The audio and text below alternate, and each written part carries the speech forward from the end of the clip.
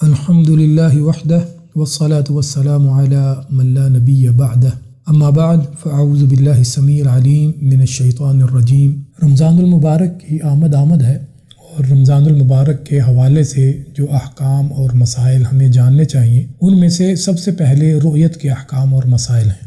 تو سب سے پہلے ہم وہ مسنون دعا جانتے ہیں جو نبی صلی اللہ علیہ وآلہ وسلم چاند کی رؤیت کے موقع پر کہتے تھے۔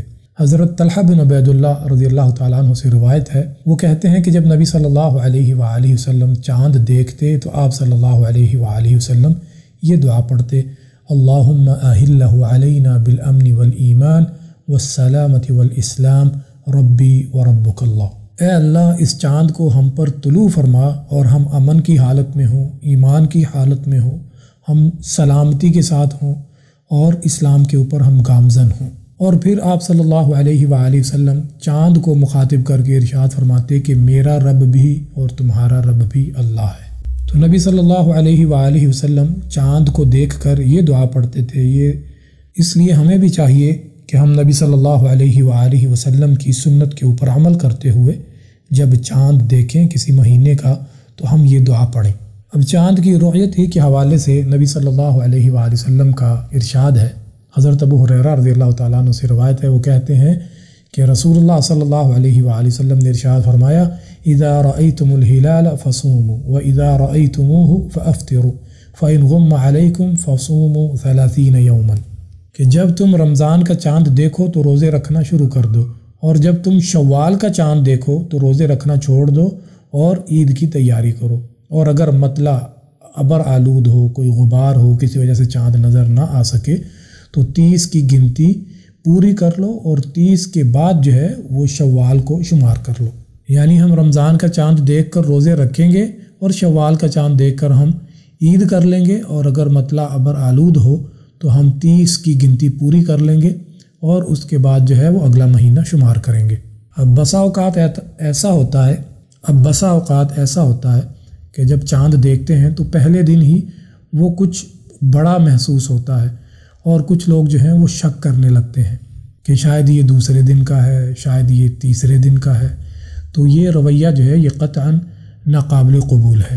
حضرت ابو البختری رضی اللہ تعالیٰ عنہ ارشاد فرماتے ہیں کہ ہم عمرہ سے نکلے مدینہ کے لیے، تو جب نخلا مقام پر پہنچے تو ہم لوگوں نے چاند دیکھا۔ اب چاند دیکھنے کے بعد کچھ لوگوں نے کہا کہ یہ 3 دن کا ہے، کچھ لوگوں نے کہا کہ یہ 2 دن کا ہے، کہ اتنے میں حضرت عبداللہ بن عباس رضی اللہ تعالیٰ عنہ تشریف لائے۔ عبداللہ بن عباس رضی اللہ تعالیٰ عنہ جو کہ مفسر قرآن ہیں اور جن کو حبر الامہ کا لقب ملا ہے، یعنی کہ وہ بہت زیادہ لکھنے والے قرآن کی تفسیر میں وہ بہت معتبر ایک مقام رکھتے ہیں۔ تو جب وہ آئے، ان کو صورتحال بتائی گئی تو انہوں نے کہا کہ تم نے کب چاند دیکھا اور کہاں دیکھا تھا؟ تو صحابہ نے بتایا کہ ہم نے فلاں دن فلاں موقع پر چاند دیکھا تھا۔ تو انہوں نے کہا کہ جس دن تم نے دیکھا تھا یہ اسی دن کا چاند تھا، بس اللہ عز و جل نے تمہارے دیکھنے کے لیے اس کو بڑا کر دیا۔ یعنی کہ چاند کی رؤیت میں شک کرنا جو ہے یہ ناقابل قبول ہے۔ لیکن افسوس کے ساتھ کہنا پڑتا ہے کہ اس سلسلے میں ہمارا رویہ جو ہے وہ بہت ہی افسوسناک ہوتا ہے۔ جب چاند دیکھتے ہیں تو کچھ لوگ کہنے لگتے ہیں کہ بھائی 1 دن کا روزہ کھا گئے، یہ 1 دن کا روزہ پی گئے، پہلے بھی انہوں نے ایسے کیا تھا، اب کی بار بھی ایسے ہی کر رہے ہیں۔ تو یہ رویہ جو ہے یہ ناقابل قبول ہے۔ اب ہمیں چاہیے کہ جو ہماری رؤیت ہلال کمیٹی ہے اس کے اعلان کے مطابق ہم روزہ رکھ لیں، اس کے اعلان کے مطابق ہم عید کر لیں۔ ایسا نہیں کرنا چاہیے کہ ہم اس طرح کی باتیں کر کے امت میں جو ہے وہ تفرقہ پھیلائیں اور لوگوں کو تقسیم کریں اور ان میں اختلاف پیدا کریں۔ تو کچھ لوگ تو ایسا بھی کرتے ہیں، وہ الگ سے چاند دیکھنے بیٹھتے ہیں اور خود سے اعلان بھی کر دیتے ہیں کہ بھئی کل سے رمضان ہے یا کل سے عید ہے، اور اس طرح سے لوگوں میں اختلاف پیدا ہوتا ہے۔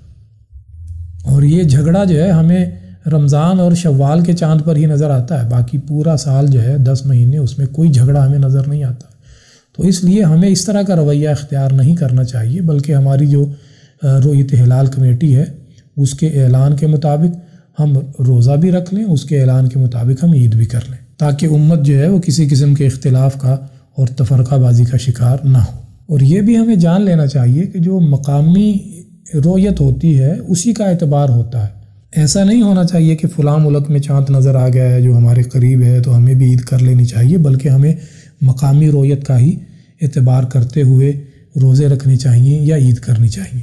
ہاں، اگر کسی ملک میں رویت ہلال کمیٹی نہیں ہے، کوئی ایسا انتظام نہیں ہے، کوئی غیر مسلم ملک ہے، تو وہ یہ کر سکتے ہیں کہ ان کے قریب قریب جو اسلامی ملک ہے ان کے اعلان کے مطابق، ان کی رویت کے مطابق وہ روزہ رکھ لیں اور عید کر لیں۔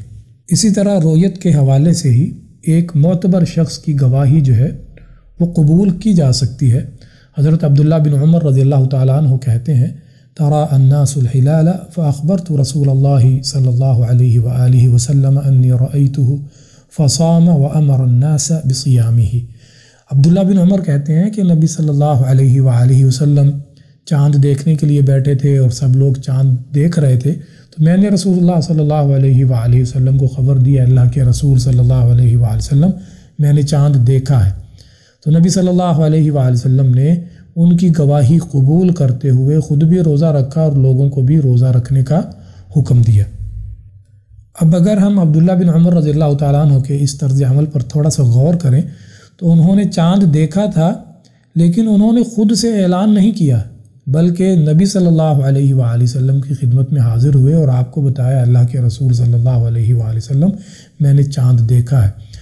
نبی صلی اللہ علیہ وآلہ وسلم نے ان کی گواہی قبول کی اور اعلان کر دیا کہ بھائی رویت ثابت ہو گئی ہے۔ اور اگر نبی صلی اللہ علیہ وآلہ وسلم ان کی گواہی قبول نہ کرتے تو آپ صلی اللہ علیہ وآلہ وسلم اعلان نہ کرتے ان کی گواہی کی بنیاد کے اوپر۔ تو اس کا مطلب یہ ہے کہ حتمی اختیار جو ہے نا وہ حکومت ہی کے پاس ہے۔ اگر کوئی چاند دیکھتا ہے تو وہ اپنی گواہی درج کروائے، اور حکومت جو ہے اسی کو حتمی اختیار حاصل ہے کہ وہ اس گواہی کو قبول کرتی ہے یا نہیں قبول کرتی۔ اگر حکومت گواہی قبول کرتی ہے تو ٹھیک ہے، رویت کے ثبوت کا اعلان ہو جائے گا اور روزہ رکھ لیں گے لوگ۔ لیکن اگر حکومت گواہی قبول نہیں کرتی ہے تو ایسا نہیں ہونا چاہیے کہ ہم جو ہے وہ امت کو تقسیم کریں اور تفرقہ بازی میں پڑ جائیں اور کچھ لوگ عید کرنے لگیں اور کچھ لوگ جو ہیں وہ روزہ رکھنے لگیں۔ ایسا قطعاً نہیں ہونا چاہیے۔ اسلام ہمیں قطعاً اس چیز کی اجازت نہیں دیتا ہے۔ دعا ہے کہ اللہ عز و جل ہمیں نبی صلی اللہ علیہ وآلہ وسلم کی سنت کے مطابق رمضان المبارک کے روزے رکھنے کی توفیق عطا فرمائے۔ آمین۔ وآخر دعوانا ان الحمد للہ رب العالمین۔